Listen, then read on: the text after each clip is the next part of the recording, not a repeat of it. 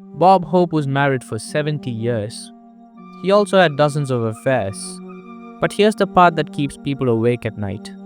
Several of his mistresses died young, overdoses, tragic accidents, all after they got too close to America's favorite comedian.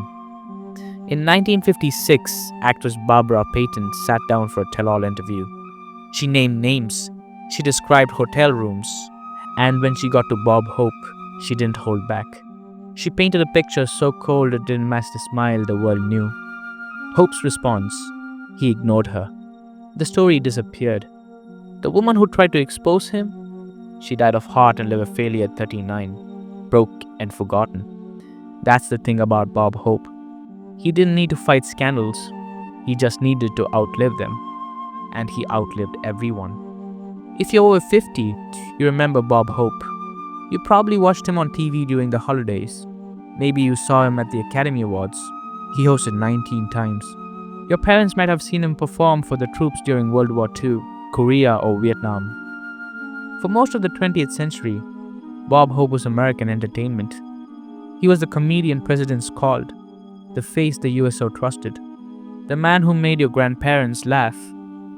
But that image was a mask, and behind that mask was a man who understood power better than almost anyone in Hollywood. This is the story of what he really was. His name wasn't actually Bob Hope. He was born Leslie Towns Hope in London in 1903. And when his family moved to Cleveland in 1908, he was one of 7 boys in a crowded, working-class household. That kind of childhood teaches you fast.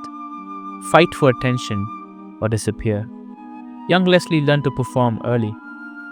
He did Charlie Chaplin impressions so well, he won a Chaplin lookalike contest as a teenager. It sounds like a cute story until you realize what it actually means. He studied how to copy someone else's face, someone else's walk, someone else's charm. And he got so good at it that people couldn't tell the difference. That's the blueprint for his whole life. Copy the master, perfect the mask, make the crowd believe the performance is real. But there was another side to young Hope that might surprise you. He boxed. As a teenager, he fought under the name Packy East and won 3 out of 4 matches. Years later, he joked that he quit because he'd seen too many good punchers who couldn't talk anymore. It's a funny line, but it also shows you something darker. Hope loved risk, but only the kind he could control. Then came the accident that almost ended him before he became famous. While working a dangerous job cleaning trees near power lines, Hope fell. He crashed to the ground and shattered his face. The hospital staff wouldn't let him see a mirror for 3 weeks, while surgeons rebuilt the damage. When he finally healed, something strange happened. The reconstructive surgery made him more handsome, more memorable, and after surviving that, Hope became obsessed with control. He had learned the hard way that the body can betray you, so he started controlling everything else: his image, his career, his secrets. By the early 1930s, Hope was grinding through vaudeville, chasing stardom with relentless discipline. And that's when the first scandal hit.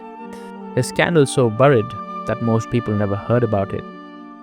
In January 1933, Hope married a vaudeville performer named Louis Troxel. It was a secret, it was fast, and it didn't last. Within a year, they were done. But here's where it gets strange. That marriage mattered mostly because Hope spent the rest of his life pretending it never happened. Why? Because in 1934, a new woman joined his vaudeville troupe. Her name was Dolores Reed. She was a Ziegfeld beauty with a voice that could fill a room. And the minute she walked into Hope's life, he started rewriting his past. Hope told the world he married Dolores Reed in February 1934. But records show that's impossible. He had a performance in New York the night he claimed he married her in Pennsylvania. There's no marriage certificate, no photos, no witness. For almost 70 years, people debated whether Bob Hope ever legally married the woman he called his wife. But here's the truth that matters more. Hope didn't need a legal marriage. He needed the image of one, and he got it. Dolores stayed. They adopted 4 children. They smiled in the photographs, and the world believed it. Because that's what Bob Hope did best. He made people believe. Now you might be thinking, okay, so he lied about a wedding date. Big deal. Lots of celebrities have messy personal lives. But here's where the Bob Hope story gets darker. Because it wasn't just about affairs, it was about what happened to the woman afterward. And in 1949, one of those women made a choice that would haunt her for the rest of her short life. Her name was Barbara Payton. She was a rising actress in 1949 when Bob Hope started an affair with her. He set her up in a Hollywood apartment. He came and went at all hours. And like many young women in Hollywood, Payton believed she was special. She wasn't. Hope treated the affair like a business transaction. When Payton started demanding more attention, more gifts, more public acknowledgement, Hope cut her off. But he didn't just walk away. He paid her off. And he made it clear, keep your mouth shut. Payton didn't. In 1956, she signed up for a tell-all interview with Confidential magazine. If you remember that magazine, you know what it meant. Confidential was the tabloid that Hollywood feared. It printed what stars wanted buried. And Barbara Payton gave them everything. She described the affair in detail. She talked about the hotel rooms, the lies, the payoffs. But more than that, she described Bob Hope himself. And the portrait she painted was nothing like the man on television. According to Payton, Hope wasn't warm. He wasn't funny in private. He was calculating. He was cold. And when sufficiently provoked, he was ruthless. The interview should have been a scandal. It should have damaged his career. But something strange happened. Hope said nothing. He didn't sue. He didn't issue a statement. He didn't defend himself. He just kept smiling on television, kept hosting award shows, kept playing golf with presidents. And without Hope commenting, the story died. Payton's confessions made barely a ripple. Hollywood closed ranks around him. And Barbara Payton learned a hard lesson. In a fight between a major star and a former mistress, the star always wins. But the story doesn't end there. 7 years later, in 1967, Barbara Payton died. She was 39 years old. The official cause was heart and liver failure, the result of years of alcohol abuse. She died broke, forgotten, and alone in a cheap apartment. Was Bob Hope responsible for her death? No, not directly. But here's what people noticed. Barbara Payton tried to expose Bob Hope, and her career ended immediately. She couldn't get work. She couldn't get roles. And the downward spiral that killed her started right after she talked. She wasn't the only one. If you're wondering how Bob Hope carried on dozens of affairs without his career imploding, the answer is simple. He built a system. First, there was the public image. Hope made himself indispensable. He entertained troops through World War II, Korea, and Vietnam. He hosted the Academy Awards 19 times. He played golf with presidents. Congress even made him an honorary veteran. When you're that beloved, scandals bounce off you. But the real protection came from something quieter. Control.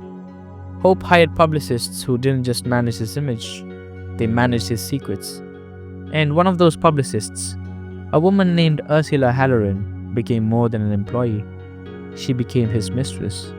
Which meant the person in charge of keeping his affairs quiet was personally invested in keeping them quiet. It's brilliant, in a dark way. If your publicist is also your lover, she's not going to leak his secrets. She has too much to lose. Then there was the golf. If you remember Bob Hope, you remember he was obsessed with golf. He played constantly. He hosted celebrity tournaments. He built an entire second career around the sport. But golf wasn't just a hobby. It was a strategy. Golf courses are private. Conversations on the fairway stay on the fairway. And when you're playing 18 holes with studio executives, network presidents, and politicians, you're not just playing a game. You're building alliances. You're collecting favors. You're making sure that when a scandal surfaces, the people with power have a reason to protect you. That's how the system worked. Hope didn't hide his affairs. He just made sure the right people had reasons to stay quiet. But the system had cracks, and sometimes those cracks turned deadly. According to old Hollywood insiders, Hope had long-term relationships with several women beyond his wife. One of the most significant was Rosemary Franklin, a model he crowned Miss World in 1961. Their relationship reportedly lasted 30 years. Some people even call her the great love of his life. Then there was Marilyn Maxwell, his co-star. Industry insiders saw her around so much they started calling her Miss Bob Hope. They'd check into motels together. They didn't even try to hide it. And there was Doris Day. Yes, that Doris Day. According to Hope himself, they had a brief, intense affair in 1949 while touring together for charity. It ended abruptly when Dolores Reed, Hope's wife, showed up at the airport to greet her husband with a very pointed, very public hug. Day got the message and backed off. But here's the eerie part. Over the years, several women linked to Hope in the gossip circuit died young. Barbara Payton, as we mentioned. Ursula Halloran, his publicist and mistress, died young. Rosemary Franklin died of an overdose. Were these deaths connected to Hope? Almost certainly not. But the pattern unsettled people. Because when you're that powerful, even coincidences start to look like consequences. Now you might be thinking, if Bob Hope was this calculating, this controlling, surely someone must have confronted him. Surely someone must have pushed back. They did. And when it happened on live television in 1970, the whole world watched Bob Hope's mask crack in real time. This is where the story gets uncomfortable. If you were watching television in November 1970, you might remember the Miss World pageant. Bob Hope co-hosted it live from London. It should have been just another glamorous night of entertainment. Then the protesters stormed the stage. Women's liberation activists disrupted the broadcast. They threw flower bombs. They shouted slogans. They weren't just protesting beauty pageants in general. They were protesting the way the show objectified women. And they were protesting Bob Hope. Because Hope's jokes that night weren't just old-fashioned. They were cruel. He made comments about women's bodies that would get someone fired today. And even in 1970, people watching at home winced. But what made the moment so revealing wasn't the protest itself. It was Hope's reaction. He tried to charm his way out of it. He tried to laugh it off. But for once, the audience wasn't laughing with him. And for a man whose entire career was built on controlling the room, that loss of control was devastating. The Miss World incident didn't destroy Hope's career. He was too big, too protected, too beloved by older audiences. But it did something worse. It reminded people that the friendly old comic image wasn't the whole man. Behind the smile was something sharper, something that belonged to an older, crueler era. And as culture changed, that image became harder to maintain. By the 1970s, late-night television was shifting. Shows like The Tonight Show with Johnny Carson were more conversational, more spontaneous. Hope couldn't adapt. He still wanted scripted gags and tight control. Carson hated having Hope on the show. Hope would show up unannounced. NBC had given him an open invitation, and he'd open with stale jokes that killed the energy. Carson started calling Hope his least favorite guest. And after one particularly awkward appearance where the aging Hope struggled to hear questions, Carson told his writers, "If I ever end up like that, I want you to shoot me." That's the tragedy of Bob Hope in his later years. He lived long enough to become a relic. The world moved on, and he couldn't. Through all of it, the affairs, the rumors, the scandals, Dolores Reed stayed. She raised their 4 adopted children. She stood beside him in photographs. She smiled in the front row at award shows. And for 69 years, she held the public marriage together. Why? In a 1978 interview, a reporter asked Dolores directly if she thought Bob Hope was faithful. Her answer was stunning in its honesty. "I doubt it," she said. I think he's perfectly human and average and all that. That answer tells you everything. Dolores knew. She'd always known. And she made a choice. Stay and be Mrs. Bob Hope with all the wealth and status that came with it. Or leave and be the ex-wife of Bob Hope, forgotten like Louise Troxel. She chose to stay, and in return, she got financial security, social status, and a very long marriage. But was it a happy marriage? That's a different question. Hope continued to have affairs well into old age. In his 80s, he started a relationship with one of his writers, a woman named Sandy Winger. It didn't last long. And when it ended, Winger sued him for breach of contract, claiming Hope had promised to support her for life. They settled out of court.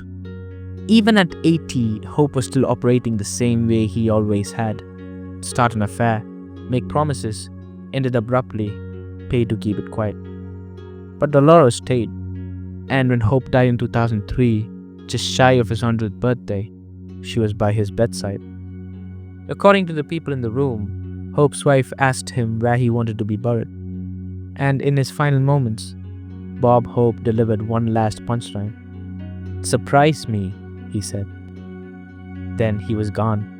It's a charming story, the comedian who stayed funny to the very end.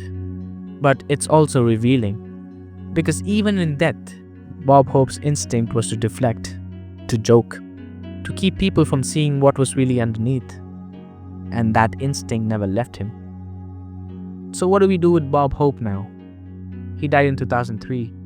The FBI had files on him. Thousands of pages tracking his connections to powerful people, his political relationships, his influence.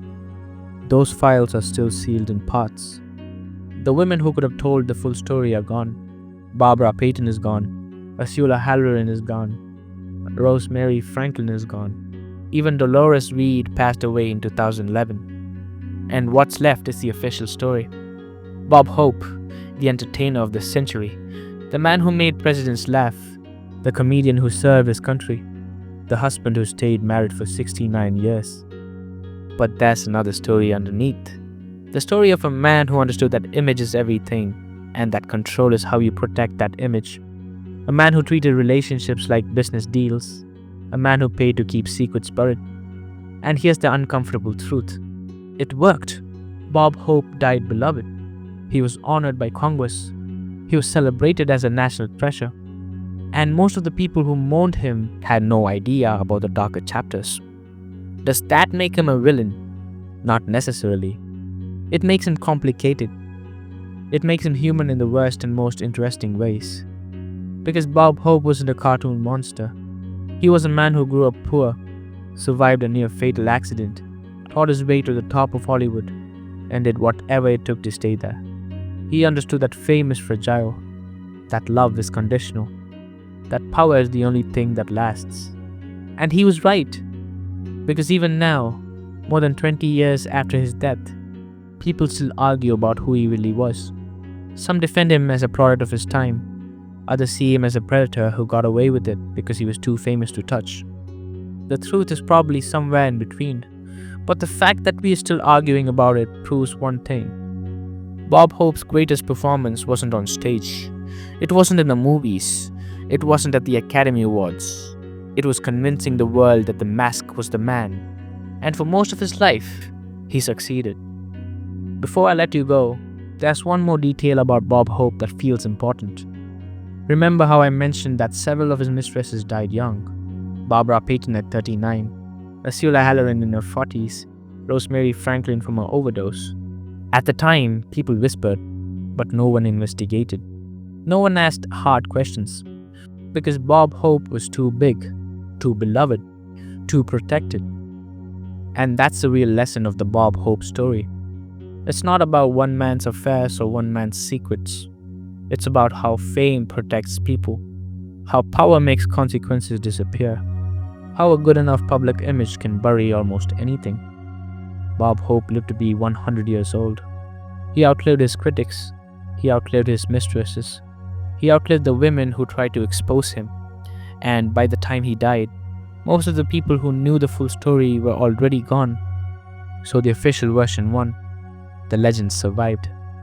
But every so often, someone digs up an old interview, or finds a letter, or talks to someone who was there, and the cracks show again. That's why the Bob Hope story still unsettles people, because it reminds us that the cleanest public image can hide the messiest private life, that the safest mask can cover the darkest secrets. And sometimes, the people we trust the most are the ones who understand deception the best. Bob Hope wasn't just a comedian, he was a master of control, and his greatest trick was making us believe we knew him. We didn't. We never did.